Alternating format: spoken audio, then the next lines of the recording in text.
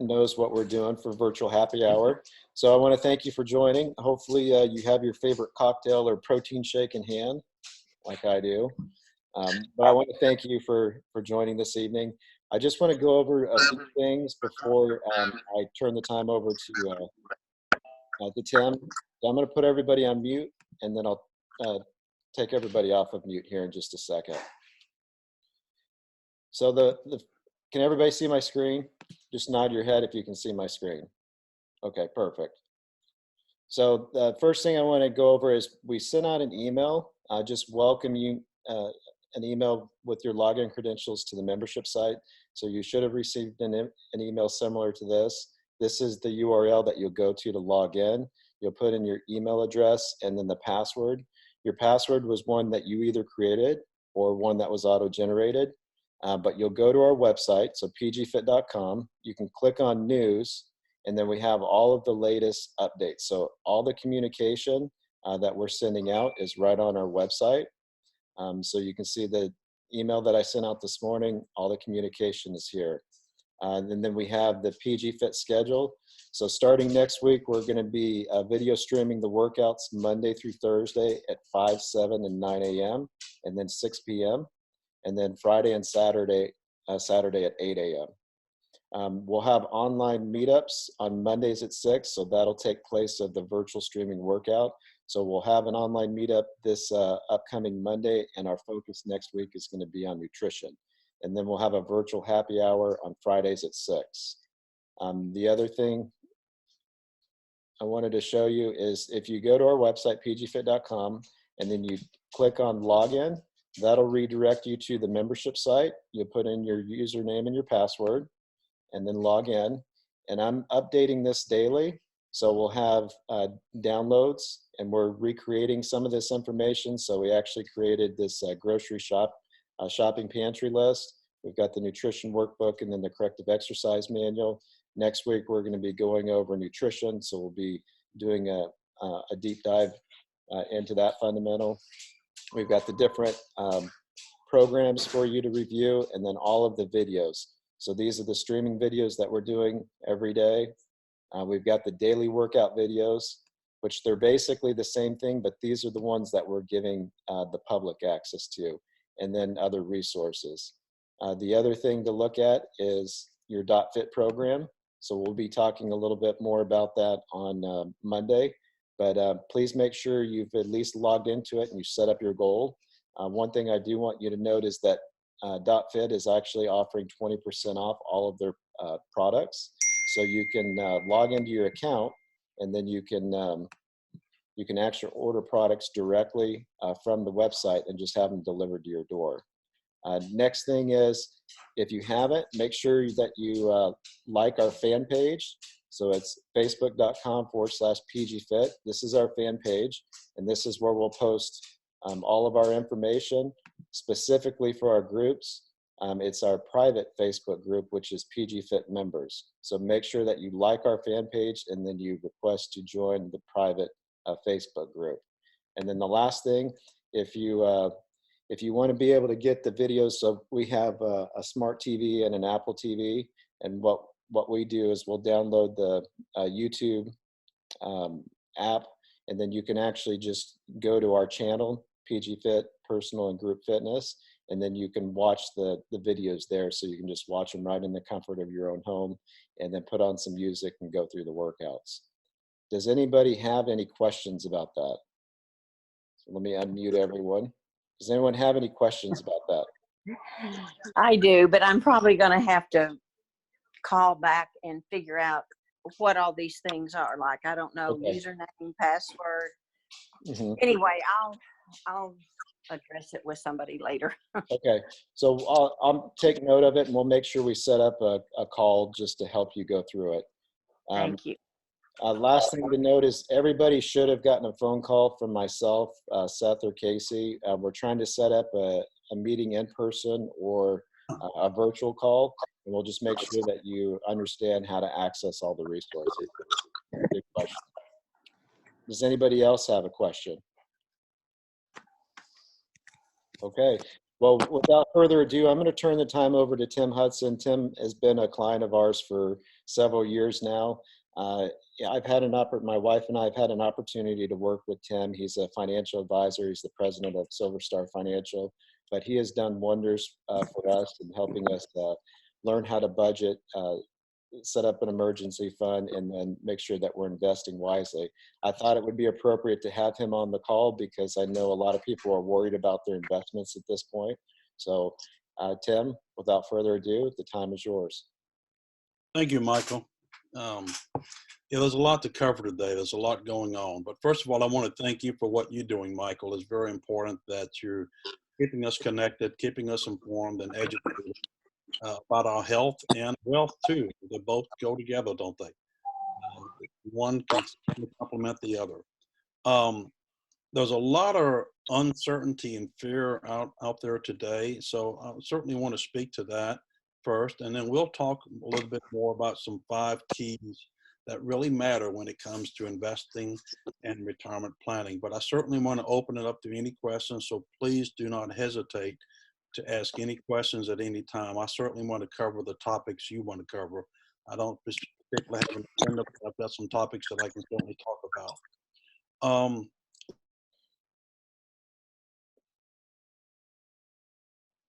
Place. This is what they call a black swan event, meaning that it wasn't expected. It came out of the blue. Not many people were expecting this.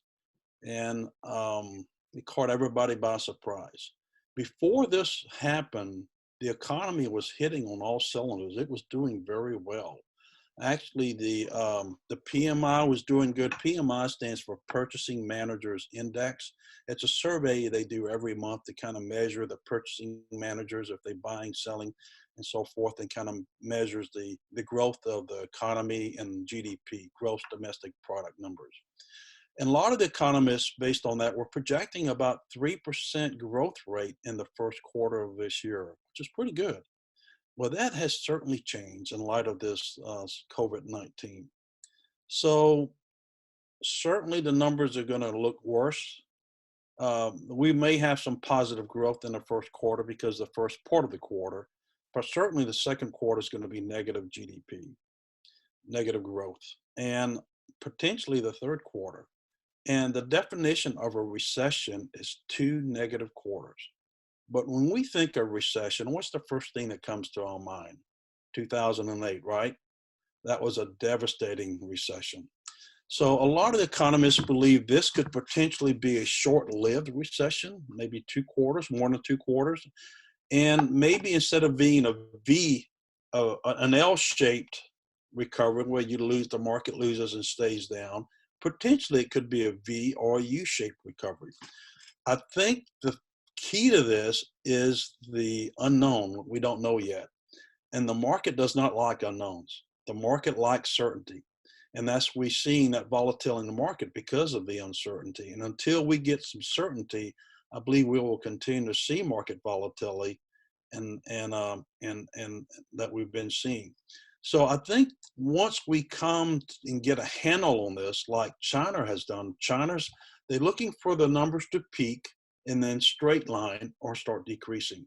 When that happens, the markets are going to begin to see some certainty and have some measure to gauge when they can expect growth in the economy again. And that's when I think the markets will turn around. Let me say that nobody can predict the markets. I certainly can't, and no one else can. And no one can predict the bottom.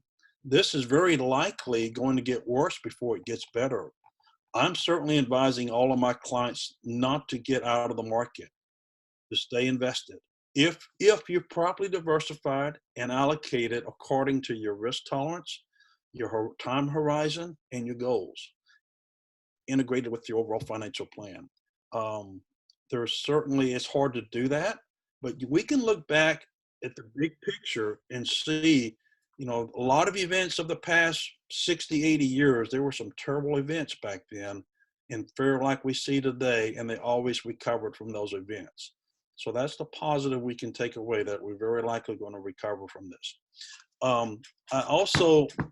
I think what also compounded this issue is another black swan with the oil prices. Saudis and the Russians kind of got into a tit-tat for OPEC trying to get oil quotas, and Saudi Arabia is just going to open the spigot and produce oil. And that was the precipitous drop in oil prices, which is going to be devastating on top of everything else happening to the oil industry. So I think it's a double whammy in some ways. The oil industry is going to probably take some time to recover.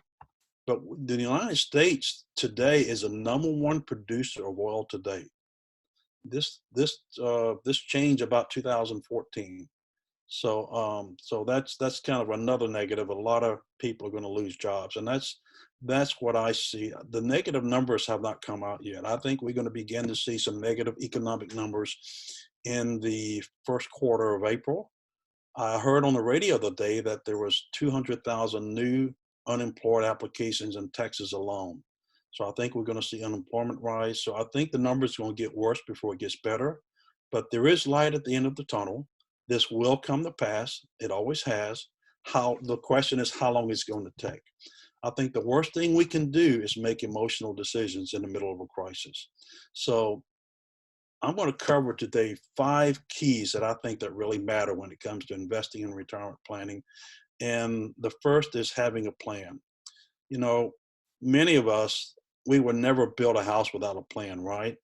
And our retirement is going to cost far more than our house will cost. So having a plan in place is so critical. I think Benjamin Franklin said it well, failing to plan is planning to fail. So having a plan and integrating your investment portfolio with that plan is crucial. And please interrupt me if anybody has any questions along the way, okay? The next thing I think that is important is asset allocation.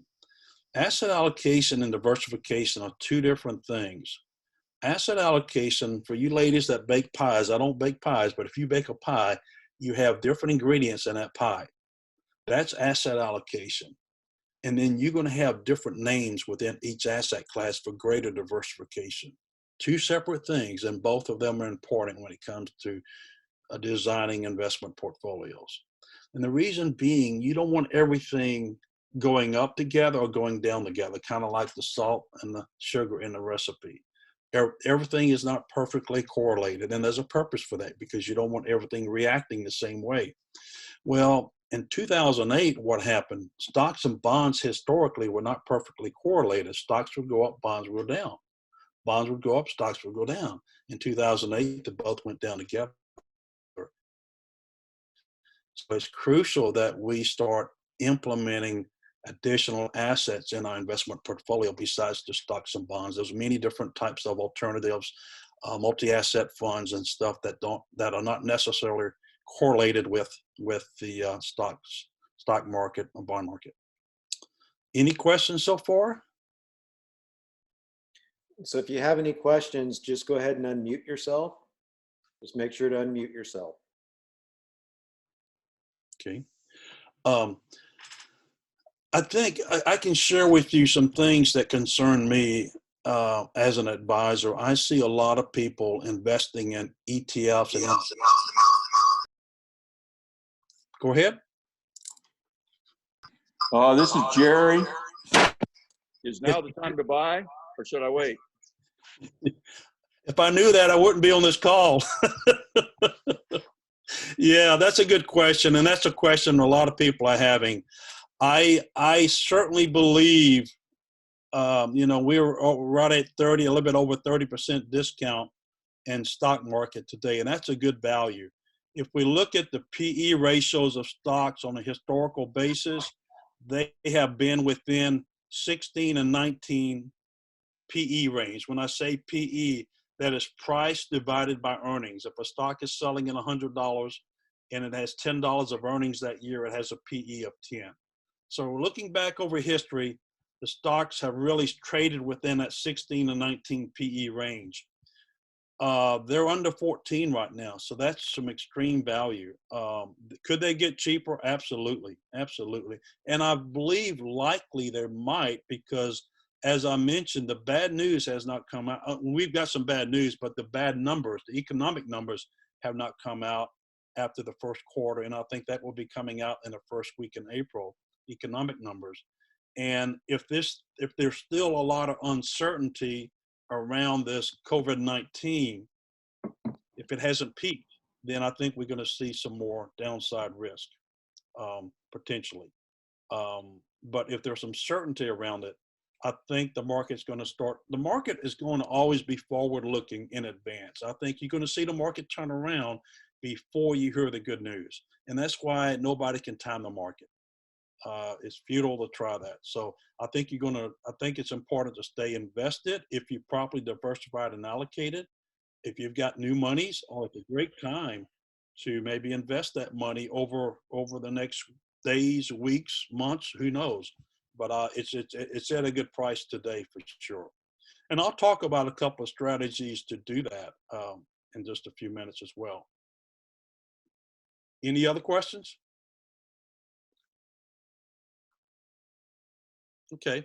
I do want to highlight one thing, that is ETFs and index funds have become very popular lately because there's some pros and cons. The pros are that they're very cheap. You have very low expenses in those funds, because when you buy an ETF that mirrors, like say, the S&P 500 stock index, it's going to own every single 500 stocks in that index. It's cheap, very low expenses. In a rising tide, when the markets are going up, it's okay because the rising tide lifts all boats. But when the tide goes out, it's going to leave some boats grounded and exposed. And that's what we see now. I would much prefer to have more active managers late in the business cycle, and certainly in the times we in today, than ETFs. If you don't have nothing to do the rest of the weekend, Google risk of ETFs. You'll spend the weekend reading white papers, articles, and there's a plethora of different material on the internet you can update yourself with on that. And that goes for target date funds as well, because a lot of the target date funds are using ETFs and indexes as well. So be careful around those. I would certainly encourage you to get with your advisor and review your portfolio if it's not being actively managed. Emotional investing is another. I see this time and time again. If we touch something hot, our natural instinct is to pull a hand back. And when we see our market, our value of our portfolio drop, our natural instinct is to get that money out of there. I don't want to lose anything else. But when you do that, you're going to miss the bounce back. And I'm going to share some numbers with you here. These numbers are from December of 1988 to December of 2018, 30-year period. If you had been fully invested in the S&P stock index, you would have returned, invested every single day, 9.97% per year, almost 10%. But if you would have missed 20 of the best days in that 30-year period, you would have only returned 5.75%. But if you would have missed the 60 best days of the 30-year, you would have returned 0.6%. So that speaks to the importance of being invested if you properly diversified and allocated. But let me add, it's never the bad time to do the right thing. If your portfolio is not properly allocated and diversified, you need to sit down with your advisor and get that done, because asset allocation matters before a bear market.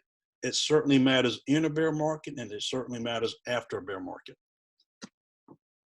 Okay. Any questions so far on investing? Hey, Tim, I have a question, because Sure. we talked about this earlier, but you were saying with our portfolio now, it's probably a better time to be a little bit more aggressive, right? Well, I'd be careful with that. It's a seed. I'm having a discussion with some clients on a one-on-one basis. Mm-hmm. If your risk tolerance will permit you to reallocate your portfolio when the market is down like it is, stocks are 30% cheaper than they were a month ago, and might get cheaper. By reallocating your portfolio from maybe a moderate to a moderately aggressive, that means you're taking on more stocks in that portfolio. And when the market recovers, you may have some more growth octane in that portfolio. but it could still go down too. So if it depends on your personal risk tolerance, your time horizon for the money, your goals, and so forth. So it's on a person by person basis. But that is certainly one strategy.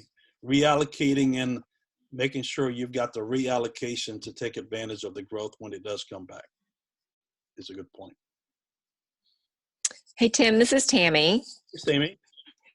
Yes, I have two questions. You don't have to answer them now, but if you get to them, I would appreciate it. The Social Security payout is supposed to change in 2034, I believe, to go down to 70%. Is that still the same?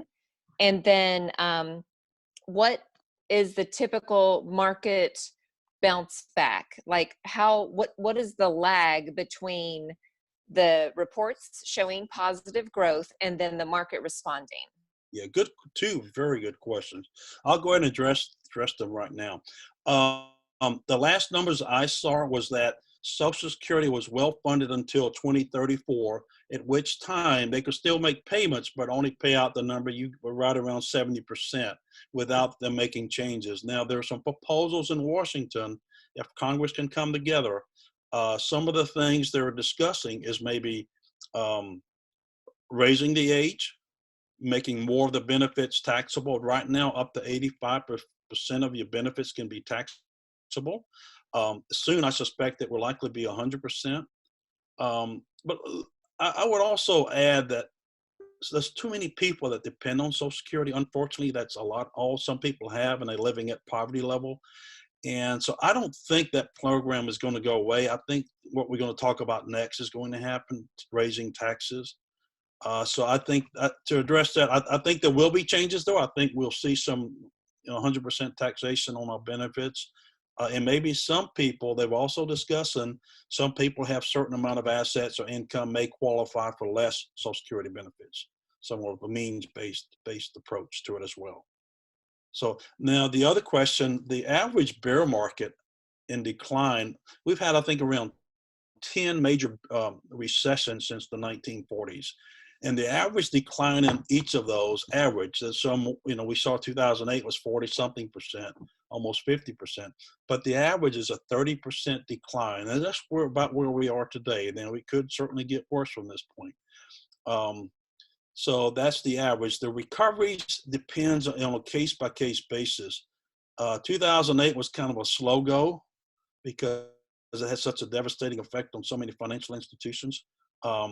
Some of the economists I'm listening to today predict that this could potentially, I wouldn't call it a V-shape. Some of people predicting could be a V-shape. We could see a negative or bad second quarter and maybe a potential bad third quarter, and maybe see the light at the end of the tunnel, see the sun rising in the fourth quarter potentially, and come back strong because of pent-up demand and being shut down for so long.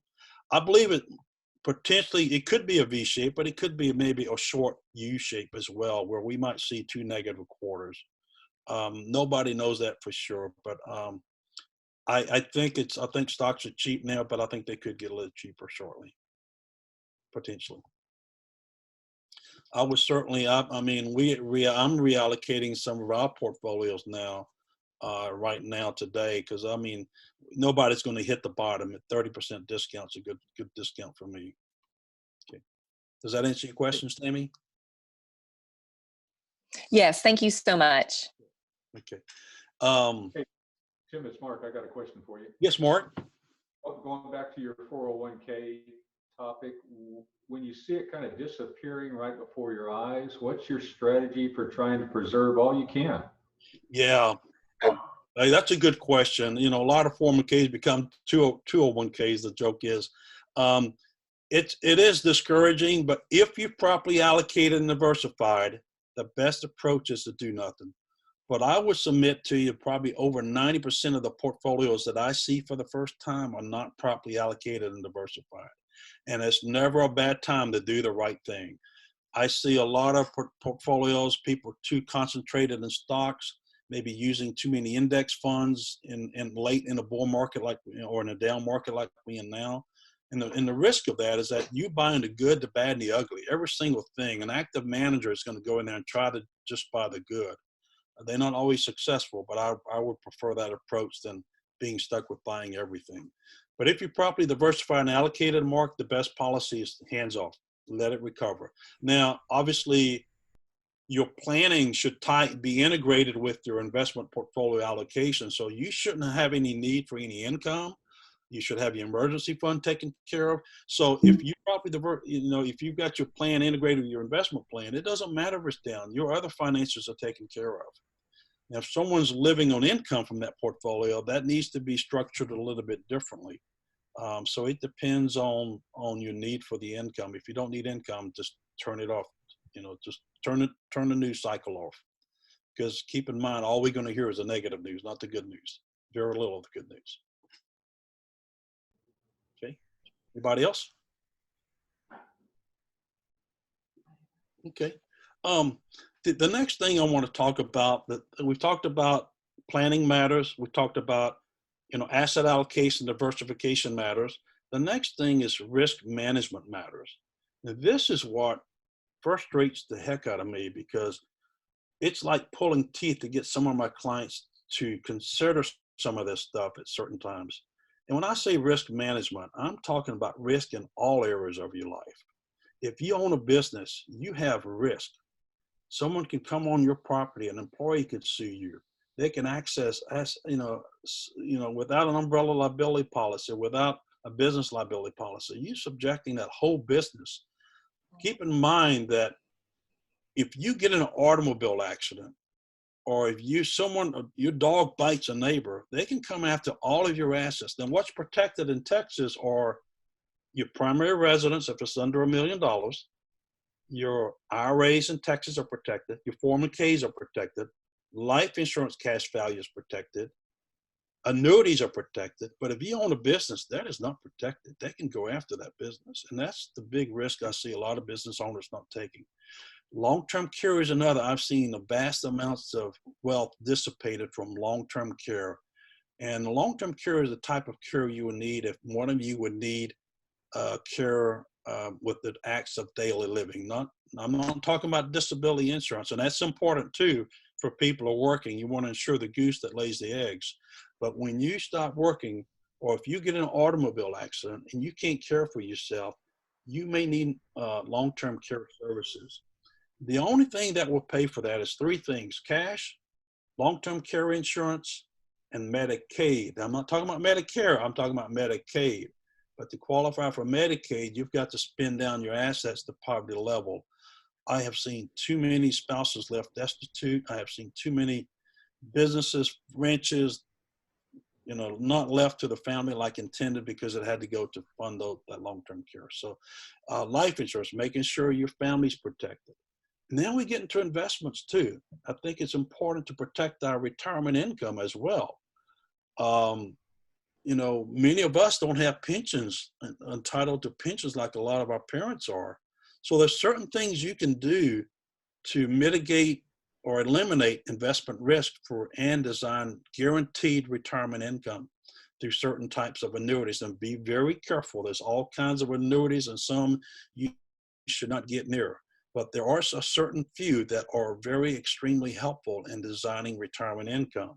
But you don't put all your assets in there, because in retirement, we need money for two purposes: income and liquidity. Liquidity to buy the lake house, take that trip, buy that car. Income for that monthly paycheck. When it comes to that monthly paycheck and income, certain types of annuities can be very helpful. Let me see what else. And flood insurance, umbrella liability policy, things like that are very important. So, and risk management is also allocating that investment portfolio with the proper asset allocation and diversification. And don't set and forget it, because times change, right? And that's another risk of ETFs, let me speak to.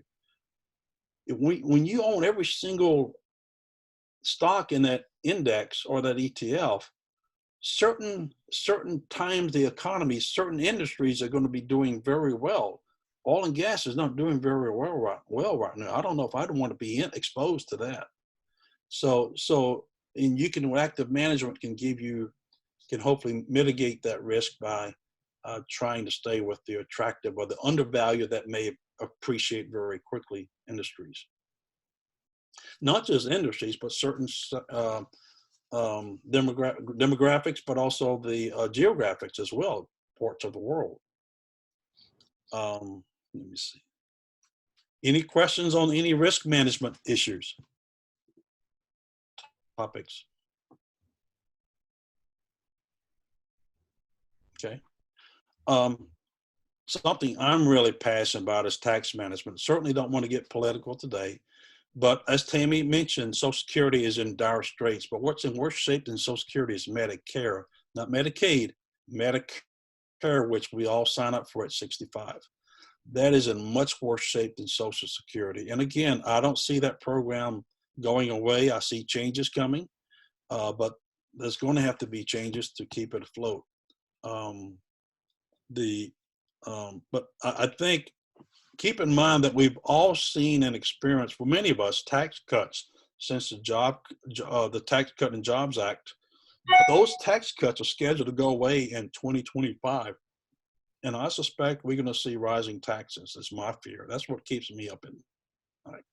So if you share the same thoughts, I'm going to share a couple of considerations for you today to think about. Number one, my wife and I are going 100% into Roth 401ks today. So we're not saving any taxes by putting money in our 401ks today. But when we take the money out, we're not going to pay any taxes on those distributions. So we're paying taxes on the seed money going in today, but we're going to get the whole harvest out tax-free. An example is if you have a pre-tax 401k that you've got the tax deduction up front, like a lot of people do, when you get the tax benefit today. But if you have $1 million 401k account, and let's say taxes go up to 40%, well, the IRS owns 400,000 of that IRA. You only own 600,000. But if it's in a Roth 401k, if it's $1 million, you own the full $1 million. So if you're afraid of rising taxes like I am, a consideration would be not only to look at the Roth 401k, but you've got to be careful and tax smart about this, because you may want to balance both depending on what your marginal tax bracket is. Because by putting too much in a Roth, you don't get that tax deduction. By maybe putting some in the traditional pre-tax may keep you in a lower tax bracket too. So you got to know your tax numbers. You can, there's a key financial, if everybody can see this, a key financial data sheet. You can get one of these. It has the tax brackets. It has a lot of tax information on my website, silverstarwealth.com. And under resources, there is a key financial data 2020. I encourage you to get that and print that off. It's good reference material for you. But know your marginal tax bracket. And then that will help you make an informed decision whether you should go pre-tax or post-tax with the Roth 401k. Now, for many of us, many people are still eligible for Roth IRA contributions depending on your adjusted gross income. For instance, married couples can fund their Roth IRA for the full amount, $6,000 if they're under age 50 and $7,000 if they're 50 over. Married filing joint if their adjusted gross income is under $196,000 and is totally phased out at $206,000. For individuals who file single, it begins to phase out at $124,000 and it's totally phased out at $139,000. So I see too many people not taking advantage of the Roth IRAs, and that is a tax-free bucket. You will not pay any taxes on those distributions if they qualified. In order to be qualified, two conditions, both conditions have to exist. You have to be over age 59 and a half, and the account must have been established for 5 years. If that's the case, 100% of those distributions, the whole harvest is tax-free to you. Whole harvest. So I'm afraid that may, hopefully not, but may go away at some point in the future. I hope not, but so many people are not taking advantage of it. And let me go back a minute to the 401k. If you slightly above those phase out numbers, by you putting more onto the pre-tax is going to be bringing your adjusted gross income down. That might make you eligible for a Roth IRA contribution. So be careful with that as well. So making Roth IRA contributions are critical. And for many of my clients, we are doing Roth IRA conversions. It's kind of hard to do Roth IRA conversions when you're still working because your marginal tax brackets might be pretty high.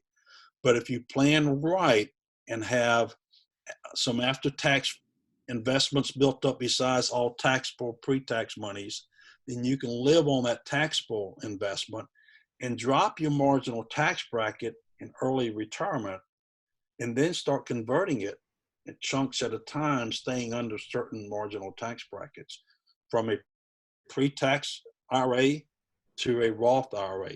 You can convert any amount of money you want to. You do not have to be working, but you have to be willing to pay tax on the amount you convert that year. For most people, the best approach is to eat it one bite at a time. If you plan well and have sufficient taxable investments to live on, before you get to the new required minimum distribution age, for those who were not 70 and a half in 2000, our new required minimum distribution age has changed from 70 and a half to 72. At 72, we have to begin required minimum distribution from IRAs and 401ks, not Roth IRAs. That's another benefit of Roth IRAs. So Tim, can you have more than one Roth IRA, or is it Sure can. you're limited to just the one? No, you can certainly have more than one. The 5-year clock will start when you open up the first one. Yeah. Sure. Well, can. I guess my question is, you mentioned a couple of limits of 7,000 because I'm over 50, but so is that regardless of how many I have, I can only do 7,000 for one, or is it 7,000 for each of the ones that I have? No. So 7,000 is total contribution you can make between all your Roth IRAs. Yeah. The limit is Okay. 7,000 to All right. all Roth IRAs, not each. And that's assuming your adjusted gross income is below the. Permission, correct. Assuming you're eligible. And keep in mind, you also have to have earned, either you or a spouse have to have earned income to be eligible to make a contribution. So earned income is not renting out a house, but you're self-employed, earning an income, or you have W-2 income coming in. That's earned income. You or your spouse. If your spouse has earned income, you can make a Roth contribution. And that doesn't go away at 70 and a half. At any age, you can make a Roth IRA contribution, provided you have earned income. Even children, if they're old enough to do chores around the house, that's earned income. Obviously, I would document it. My wife, Angela, she would file a tax return every year for our kids to document that they had, even though no taxes were due, but it proves that they had earned income. I would certainly keep it at a minimum of a paper trail that was earned income. So Tim, you could still do a back. All right. So just so I understand. Okay. Go ahead, Paul. So just so I understand the comments you made, one was that if given the fact that taxes probably will rise, that it makes sense. I guess it depends on your circumstance, but again, in general, it makes sense to move money from 401k over to the Roth IRA to maximize that. Yes, you have to pay the tax now, but given the tax is going to raise, likely, is that what you were saying? It might make sense for people. It might make sense for people working. Probably going to make more sense for most people when they stop working, because they don't have that big salary coming in a high marginal tax bracket. But again, each case is a case basis, and you need to find your highest marginal tax bracket, find out what your taxable income is for that year, and see what the next bracket is. So that's the space let's say you could convert 20,000 this year and still stay within that tax bracket. But then that's a decision you have to make. Am I willing to pay X amount of tax to convert 20,000 to my Roth IRA? That's a decision you have to make. So you're paying tax and seed money today to get it out the whole harvest tax free later. But the best time to do that is all right. Thank you. after retirement and before those required minimum distributions kick in for most people with good planning. Okay. So Any other Tim- questions? Tim, one thing you mentioned, and I just want to make sure I understand this correctly, not to complicate it, but if your spouse does not work, you can always set up a backdoor Roth IRA too, can't you? Well, no, even if your spouse is not working, he or she can make contributions on your earnings. So you personally don't have to have earned income. One of the spouses have to have earned income. Now, the backdoor Roth IRA is, you remember the limits, the phase out limits? Right. If you make too much to contribute to a Roth IRA, another strategy is what's called a backdoor Roth IRA. Perfectly legal. You know the difference between tax planning and tax evasion? 10 years. We do tax planning. So when you make a backdoor Roth IRA, you're making a traditional IRA contribution, but it's not a deductible traditional IRA contribution. Then at some point in the time, so it's growing, but you never want to make a deductible IRA contribution. You never want to commingle deductible IRA contributions with non-deductible IRA contributions, because it's going to create an accounting nightmare when you take money out. But if you keep it segregated, you can make an IRA contribution. You don't, no income limits. Income limits apply if it's deductible. So it's a non-deductible IRA. It grows, and let's say that's the only IRA you have. Let's say you put in, let me just pick some numbers here. Let's say you put in $50,000 over the years to that non-deductible IRA, and let's say it's grown to $100,000. And let's say that's the only IRA you have. Then you can convert the whole $100,000 to a Roth IRA and only pay tax on $50,000, the amount of your contributions. So that could be a huge benefit for those who make too much, and we're doing that for some high income earners now. So does that answer your question, Michael? Yes. Okay. Yes, it does. Okay. Good. Okay. Any other questions I can answer?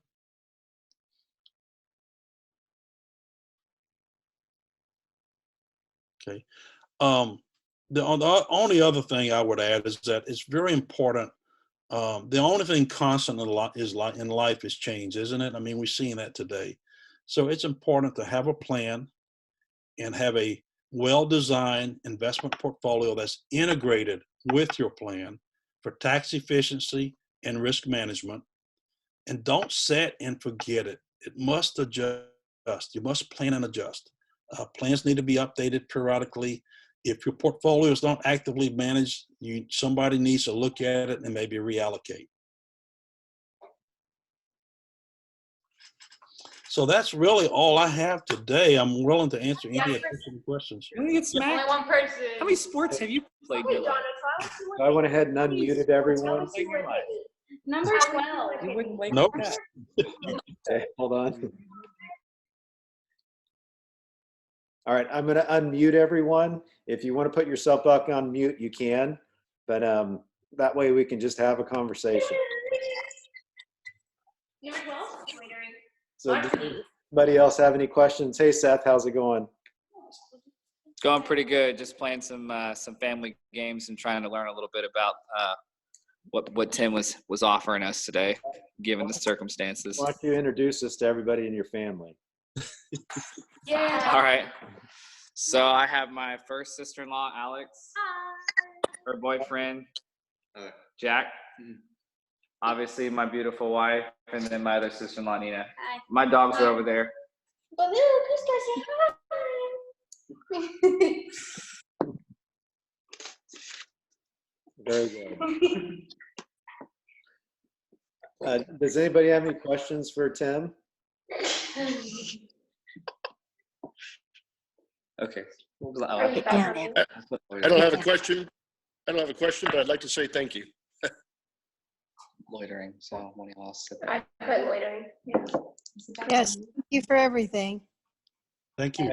Yes, Tim, this was extremely Look informative. at you. So much for taking Jack has time out of your evening to do this. We really appreciate it. Oh my God, sick. Yeah, fuck you. Thank you for all you're doing, Michael. I appreciate everything you're doing, initiative you're doing to keep us connected keep us, mindful of what's really important in life, right? Family, friends, and neighbors, absolutely. What about you, Terry? Do you have any questions or anything? Nope, I don't have any questions at this time. I'm just happy that my CPA husband got to walk in the door a little early today. So now that the tax deadline got moved. So yay, we're celebrating. When did they move it? Is it April? It's July 15th. July 15th. Yeah. I have a question for you, CPA husband, Terry.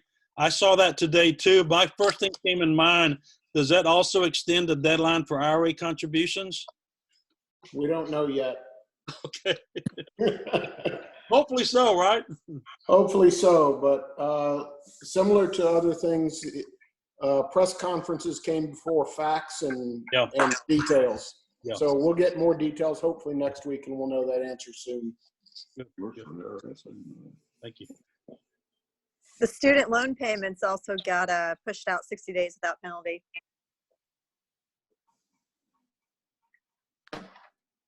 Thank you very much, Tim. Really appreciate your time and information. One more thing. There was a new Secure Act passed, signed into law by President Trump in December. If you go to my website, I write about all the changes that's going to affect that. The reason I came to mind because someone mentioned student loans. You can now use 529 plans to pay down student loan debt.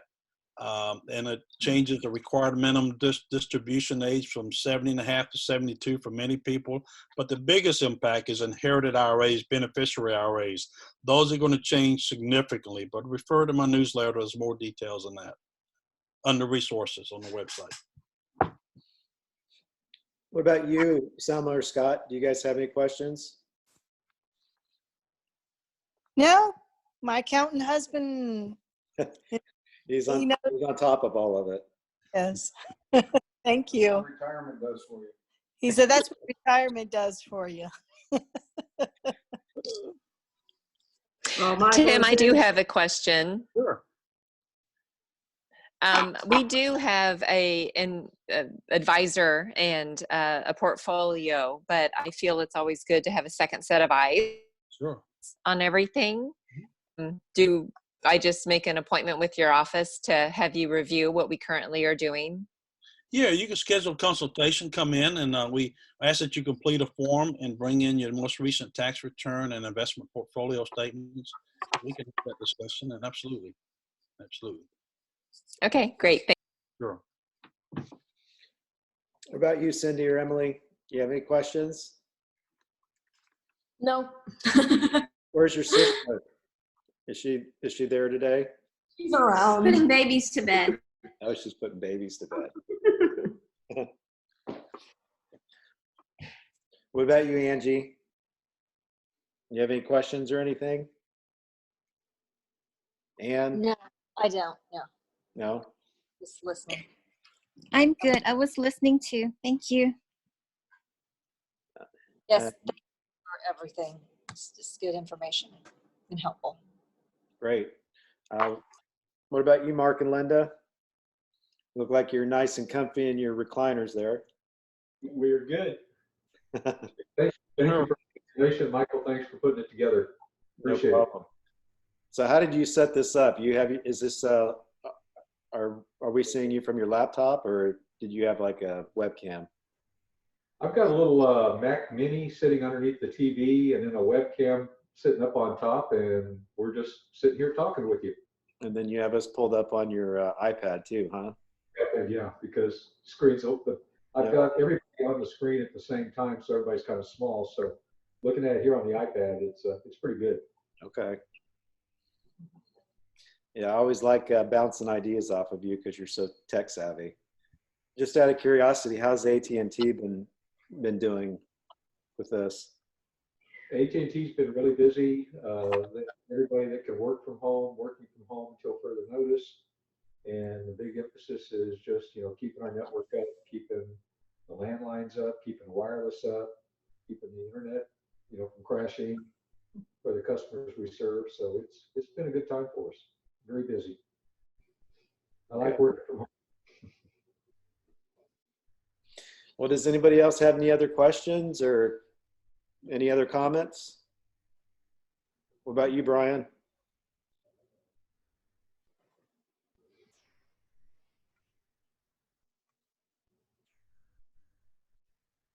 Okay.